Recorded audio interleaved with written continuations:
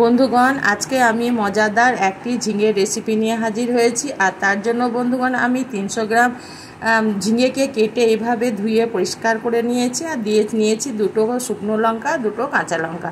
প্রথমে আমি একটি মিক্সিং জারে আমি যে ঝিঙেগুলোকে কেটে রেখেছি বন্ধুরা, সেগুলো আমি অর্ধেকটা নিয়ে নিলাম আর দিয়ে দিলাম একটা লঙ্কা, কাঁচা লঙ্কা। এটার একটা পেস্টে প্রথমে আমি বানিয়ে নিয়েছি। তারপর আমি দ্বিতীয়বারও একটা লঙ্কা দিয়ে পেস্টটা বানিয়ে নিয়েছি। এবার বন্ধুরা গ্যাসের মধ্যে আমি একটা কড়াই বসিয়ে দিয়েছি। কড়াইয়ের মধ্যে আমি কিছুটা সর্ষের তেল দিয়ে নিলাম আর ফোড়ন দেবো বন্ধুরা। এখানে 2টো শুকনো লঙ্কা আর কিছুটা কালো জিরে, আর দিয়ে দিলাম কিছুটা কুচনো রসুন। এবার এগুলোকে বেশ কিছুক্ষণ মিনিট 10 সেকেন্ড মতো এগুলোকে আমি নেড়েচেড়ে একটু ভেজে নেব বন্ধুরা। তারপর আমি একটা বড় সাইজের পেঁয়াজকে কেটে রেখেছিলাম, সেটাকে দিয়ে দিলাম। এবার রসুনের সঙ্গে আমি পেঁয়াজটাকেও বেশ কিছুক্ষণের জন্য এইভাবে নেড়েচেড়ে ভেজে নেব। আর একদম পেঁয়াজটাকে লাল করলে হবে না বন্ধুরা, পেঁয়াজটা আমি একটু বাদামি কালার করব।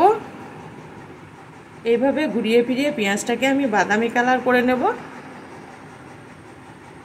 পেঁয়াজগুলো আমার কালার এসে গেছে। এবার বন্ধুরা আমি যে লঙ্কাগুলোকে ভেজেছিলাম তার মধ্যে 2টো শুকনো লঙ্কা আমি উঠিয়ে নেব। লঙ্কা 2টো ওঠানোর পর আমি যে পেস্টটা বানিয়ে রেখেছিলাম ঝিঙের, সেটাকে দিয়ে দিলাম। দিয়ে আমি এবার এটাকে বেশ কিছুক্ষণ ওই পেঁয়াজের সঙ্গে আর রসুনের সঙ্গে বা ফোড়নের সঙ্গে আমি এইভাবে ঘুরিয়ে ফিরিয়ে নেড়ে নেব, মিশিয়ে নেব। এবার আমি এখানে দিয়ে দিলাম স্বাদ মতো হলুদের গুঁড়ো আর দিয়ে দেব বন্ধুরা লঙ্কার গুঁড়ো। এটা আমি স্বাদ মতো দিয়ে দিলাম, আপনারা আপনাদের পছন্দ মতো নিয়ে নেবেন। আর আমি এখানে দিলাম অল্প একটু ভাজা জিরে গুঁড়ো। এবার এটাকে দেওয়ার পর আমি বেশ কিছুক্ষণ এইভাবে নাড়তে থাকবো, যতক্ষণ না ঝিঙের এই জলগুলো শুকিয়ে যাবে ততক্ষণ আমি এইভাবে নাড়তে থাকবো অনবরত। আর বন্ধুরা আমি এখানে কোনো লবণের ব্যবহার করলাম না, কারণ লবণের ব্যবহার করলে ঝিঙে থেকে আরও জল বেরিয়ে যাবে। ঝিঙেটা অনেকটাই শুকনো হয়ে আসছে। এইভাবে নেড়েচেড়ে আমি ঝিঙেটার জল শুকিয়ে নেব। আমার জল অনেকটাই শুকিয়ে গেছে বন্ধুরা। এবার এই অবস্থায় আমি দিয়ে দেব স্বাদ মতো লবণ। লবণটা দেওয়ার পর আবারও আমি এটাকে নাড়তে থাকবো। আর সমস্ত জল ঝিঙের আমি এখানে শুকিয়ে নেব। আর অসম্ভব টেস্টি একটি ঝিঙের রেসিপি, দারুণ লাগে গরম ভাতের সঙ্গে বন্ধুরা।